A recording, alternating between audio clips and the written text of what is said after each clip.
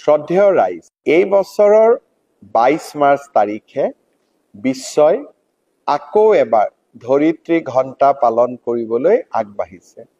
এই কাৰ্যসূচীত নিশা 1 ঘণ্টাৰ বাবে নাগৰিকৰ ঘৰৰ আলোকবন্তি নুমুৱাই বিশ্বৰ পৰিৱেশ তন্ত্ৰৰ প্ৰতি ভাবুকিৰ সৃষ্টি কৰা কাৰকসমূহৰ বিষয়ে সজাগতা সৃষ্টিৰ প্ৰয়াস কৰা হয়।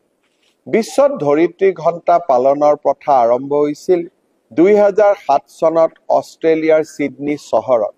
জলবায়ু পৰিৱৰ্তন ৰোধ কৰা, প্ৰকৃতি সুৰক্ষাৰ দৰে বিষয়সমূহক জনমানসত ফুটাই তোলাৰ বাবে এই অভিনৱ প্ৰয়াস আৰম্ভ হৈছিল। সেই প্ৰয়াস আজিও অব্যাহত আছে। আজি 190খন দেশৰ নাগৰিকে এই কাৰ্যসূচীত ভাগ লৈ পৰিৱেশ তন্ত্ৰ ৰক্ষাৰ প্ৰতি তেওঁলোকৰ অকুণ্ঠ সহযোগ ব্যক্ত কৰে।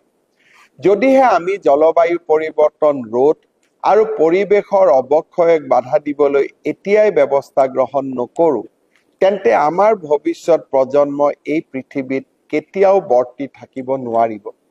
এই বিষয়টোৰ প্ৰতি গুৰুত্ব দিয়েই এইবাৰৰ ধৰিত্ৰী ঘণ্টা 22 মাৰ্চৰ সন্ধিয়া 8:30 পৰা 9:30 পালন কৰা হ'ব।